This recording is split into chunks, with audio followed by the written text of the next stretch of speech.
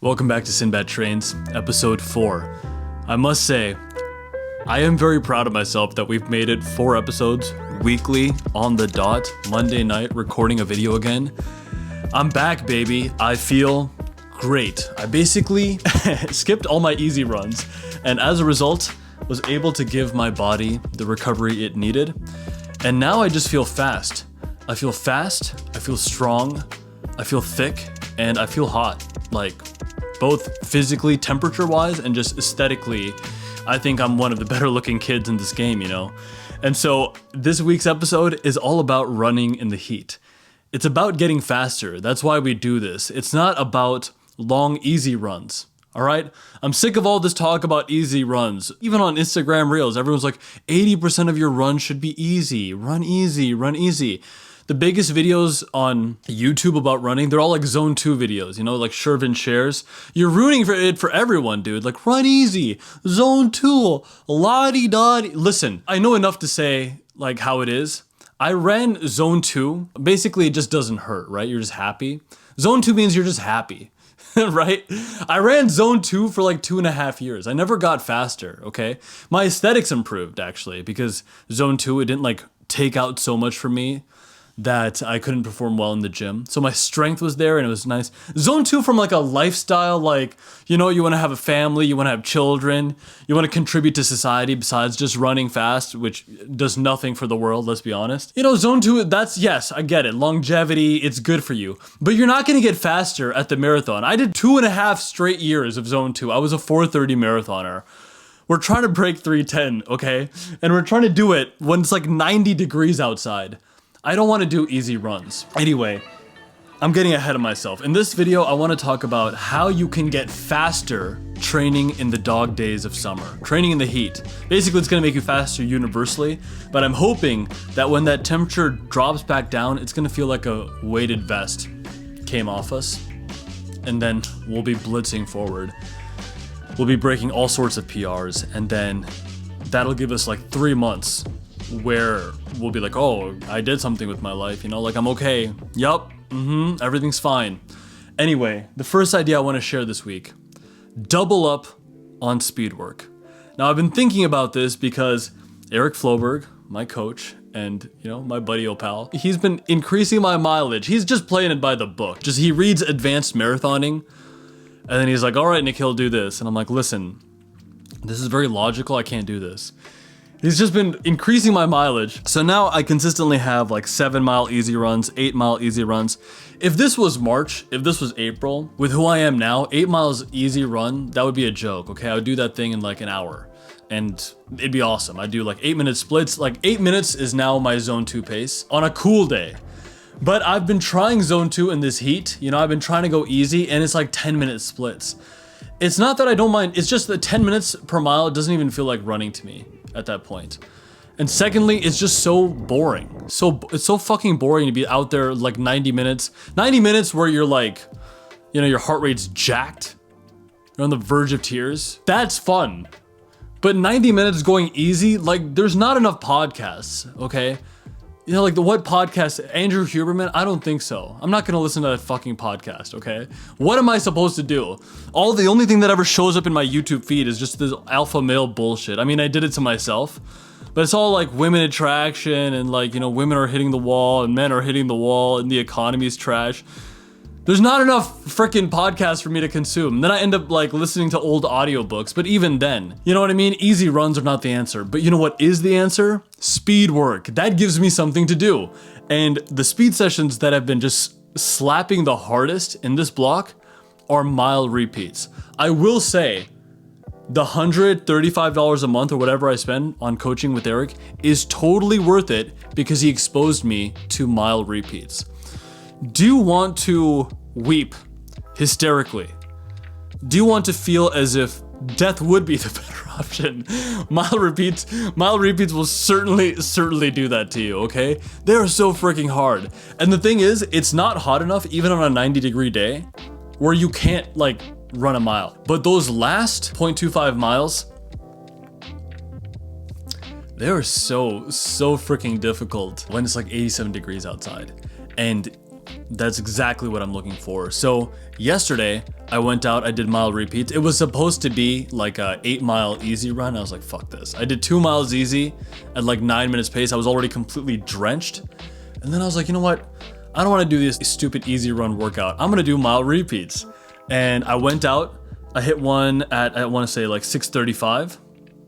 So it's fun. It's fun to see because I think in cooler weather, I think my mile repeats time would probably be more like 6:09, 6:09.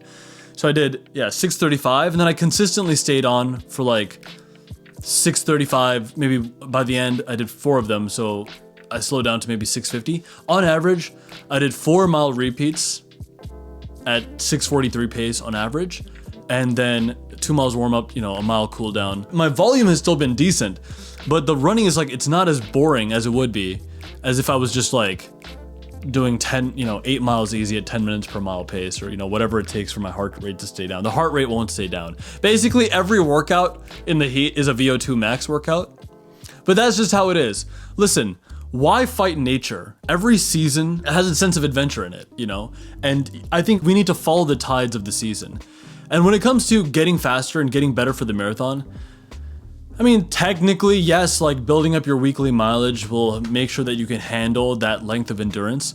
But I'm not a noob to this game. I'm already 4 marathons in. I literally am going right after 2 blocks on top of each other. This is now my, second block built. Basically, it's like 2 races back to back. This is my 3rd race now. So the legs know that they have miles. The legs are always hungry for the miles. But instead of just doing, easy run, I can't do these easy runs. Like, I can do 3 miles in 30 minutes. When it's this hot outside, just the motivation is not there. All these podcasts, I can't it's just Andrew Huberman, like turning the simplest things into a fucking shitty protocol. Like, I don't think there's anyone on this planet I hate more than Andrew Huberman. I think he's incredibly annoying, and I think if you watch him, then, you're a part of society. I feel bad. I feel bad for you. But speed work is freaking fun. So let me break down. These are the speed workouts we ought to be doing to be getting faster. And normally it's been like 2 quality sessions per week that really matter, which is 1 speed session on the track. I'd always done 800 meter repeats, and then the long run for the week, which I think perhaps still is important. But it's mile repeats are number 1. So today, I have something to look forward to now. Today I did 6:43. Yesterday I did 6:43 pace mile repeats. Okay, next time I can try to get it down to like 6:38. You see how we can make this a game? That being said, you can't do mile repeats every single time because they do rob you of like just your constitution. Like, they're so freaking taxing.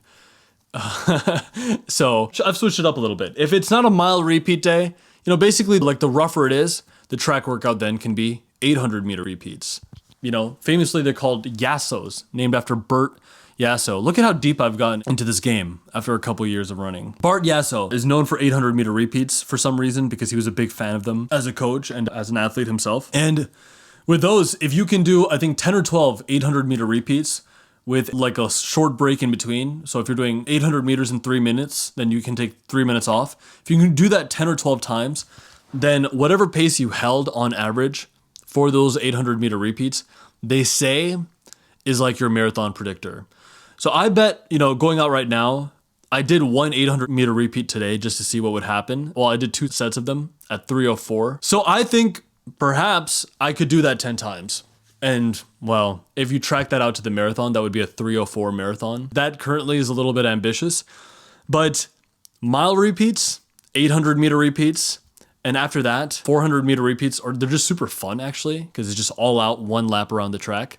And then beyond that, I have never done any strides, but now I'm getting into strides, which I think is just, I don't actually know how to do strides, but I think you just slowly jog and then you work your way up, and then in the end, you go all out for 4 or 5 seconds. It's just like, it ends up being around 100 meters where you just slowly build up and then run at max capacity for 4 or 5 seconds before you wean off. So I'll be doing some strides now. Hill sprints. There's a big ass hill next to my house, next to my area. Who knew? So Eric, he taught me about hill sprints, and that's going to be really important actually, because the last 6 miles of the Twin Cities Marathon, it's all uphill, moving towards the state capital. It's a slow incline for 6 miles. It's kind of an evil race in the sense that you go 20 miles in, you feel so good about yourself, and then the last 6, you're just climbing steadily. I'm going to have to learn how to run upwards. And so I think hill sprints they're gonna build up that capacity. There's almost like a mental memory there where you can just attack the hill. I've come to realize you can even do these like little 20-minute mini workouts where you just go out and do some hill sprints. That's so satisfying. So principle 1, double up on the speed work. I mean, Eric is right. It is the summer of speed. It's definitely not the summer of derpy 10-minute per mile easy sessions. Listen, I don't care what anyone says. Zone 2 easy runs, they don't make you faster. They just make you happy. That's not what we're chasing here, right? We're trying to get faster at the marathon. That's the first idea, double up on speed work. Idea number 2 for the week. Basically the theme of this video is fuck easy runs, at least in the heat. Easy runs are the least important when it comes to getting faster, and you can sub them out for swimming or biking. It's basically cross training. So before I started this block and set 310 as a goal, I had sort of just like flirted with the idea of an Ironman 73, and I'm coming into this not knowing how to swim. So starting in May, I had to begin like taking swim lessons for the first time. I definitively did not know how to swim. And I think that's actually very common. Maybe 56% of the world population doesn't know how to swim, but I would say a lot of Americans do. So I'm unusual in the sense, what it is our Indian moms are just afraid to kill us. So they like don't let us near the water, you know, we're people of the land. We're farmers, you know, essentially. So I never learned. And I'd started taking these swim lessons. It was a very, very frustrating process. I never realized how technical swimming is. But I pushed through, kept taking lessons week after week. And now I actually have some amount of proficiency with swimming, in the sense that I can do one lap up and down and be completely spent. And the other day, me and my videographer actually put on a wetsuit for the first time, and I did it in open water. And the wetsuit is a huge boost. Like the wetsuit propels you and keeps you afloat. So you glide through the water much easier, even if your technique is not there. So a lot of this effort when it comes to easy runs, I've just been subbing in with swimming. And I think that's perfectly viable, especially in this heat. Would it be ideal if every run genuinely was a run? And I did do 8 miles easy and whatever. I'm sure by next week it's going to work up to like some 9 miles easy, which is just ridiculous. Yes, that would be ideal. If you can have 70-mile weeks during your peak week and all that, it will have an effect. And I do plan on doing those miles for sure. But only, you know, when the temperature is conducive to those results. When that fall weather begins to kick in, I certainly will go after those times and that mileage. So cross training is the second thing, and I think I'm actually going to follow through on this Ironman 73 because it's been a lovely distraction. Going out for easy runs and just being within 2 miles, just overcooked in the heat, it's been very disheartening. And yet swimming has been just this lovely distraction. I'd gotten into biking a bit as well, but really swimming has been the big challenge of the last month, and I'm glad I had my capacity to like redirect my efforts on the swim because of that. Otherwise, I think I would have just spent all summer frustrated trying to do these easy miles, you know, or I would have to like try to run at night or something. But you're battling the heat in the summer block. Really, the most productive block is perhaps training through the fall and training in the spring, you know, because those temperatures like 57 degrees, even 40 degrees, that's fine. You can do a lot of productive work outside when the temperature is a little bit cooler. But when it's just 90 degrees outside, training does become quite difficult. Principle number 3, how much can you increase your VDo score? VDo, I'm sure many people know, but for those of you who don't, it's a calculator. I forgot who came up with it, but some coach had basically logged thousands of runners or like hundreds of runners and just noted basically their training equivalents. So if you can do a half marathon in around 1:30, that's the equivalent of doing a marathon at like 3:03 or 3:04. And so it was a way of basically gauging what someone should be. I don't know if that's right, by the way, but it's a way of gauging what different race equivalents should be. If you can run a 5:38 single mile, then you have a chance at a 3-hour marathon and so on. And so a VDo score, it gives you a number, you know, and the latest metrics that I have on my VDo score is the fact that I did a half marathon at 7:22 pace. And so what is that for me? It's like a 47 VDo. And so I very tactically set the goal of a 3:10 final marathon, a 3:10 marathon, because the point of this principle is that you can only increase your VDo score by 1 point every 4 to 6 weeks. And so what is it that increases our VDo score? General running does help, but the biggest thing that helps is quality work. And quality work is very strongly equated by it just feeling tough, both on the impact on the ground when it comes to running, and also just tough in the sense that you're just pushing super hard, you know? Like either it's a VO2 max, your heart rate's really high, or you're developing your ability in some way. It's a threshold run, it's a VO2 max. And those are the kinds of efforts that on average will increase your VDo score the fastest. Now, like it is with anything, the higher you get, the harder it gets. So at a certain point, your VDo score, it'll take, you know, a full block. It'll take 16 weeks for it to go up by like 1 point. But at the level I'm at right now, and I think at the level that many people are at, you can increase your VDo score by 1 point every 4 to 6 weeks. So if my VDo score currently is a 47, I would need it to get up to around a 50 to run the marathon in, well, 3 hours, 10 minutes, and 46 seconds. So I'm trying to break my progression just a little bit because I think my current VDOT is 46.9, and I would need to get it even higher than 50 ideally to break 3:10 in the marathon. So it's tough, you know. I'm eventually working up to like a 7:14 pace per mile for the marathon, and that would be the equivalent of actually around a 1:30 half, which is 6:59 per mile. So you keep that in mind. You need tune-up races to see where you're going to be at. I have a 10-mile race coming up in August. It's called Race for the Kids, August 17th, that one is. And then I'm going to let myself stay slightly distracted by Ironman 73. And all those easy runs, I'm subbing in with swimming. But if you want to get faster, I just think it's good to increase the number of quality sessions. And that even includes like micro workouts. So I'm going to go out, I'm going to do some hill sprints after this. It'll be a 20-minute workout. And I'll just do 20 hill sprints or some strides. That's speed work. You can do sprinting and speed work in the summer because even if it's 90 degrees outside, you can run for like these little chunks of time. And that's really the key to all of this. When one thing is frustrating, it's good to pivot into different directions and see what else you can develop. I can't do high mileage in the summer. I mean, I can, but the opportunity cost of that would be so high. I'd be out in the sun for so long. My duration spent running would be so high, and I'd be losing so much water. It would take away from strength training, perhaps too much. Whereas if I keep the mileage low, but I do more speed work, actually it might, you know, leave me more energy to, you know, hit the weights even, or basically concurrently develop another skill. And this brings me very nicely to my last idea, which is leg days.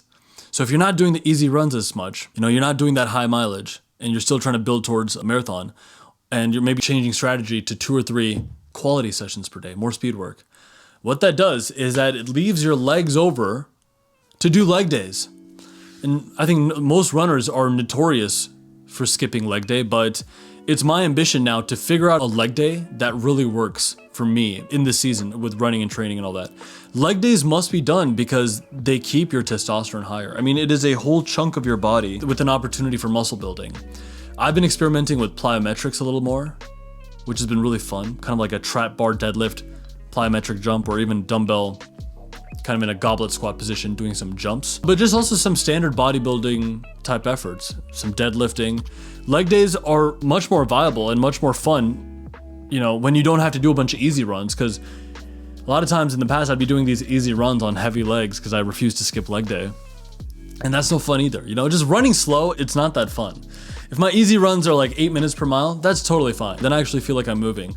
But if my easy runs are like 10:30 per mile, or if it's like a hot day plus leg day plus I'm injured, like you're not even running at that point. Perhaps one of the most discouraging things in the world is an easy run. So, that's this week's episode. I am running with the tides, you know? You don't have to do everything by the book. Just because your programming says you need to do 40 miles, I mean, it would be ideal to do 40 miles, of course. But we gotta be a little playful with what is happening. And I strongly suspect that all this speed work I'm doing now is just gonna open up my legs come August, come September, when the temperatures start coming down occasionally on certain days, just slightly. I mean, I'm going to find newfound speed and distance. And so that's been this week's episode. The theme, running in the heat, running in the dog days of summer, and using it as an opportunity to get faster.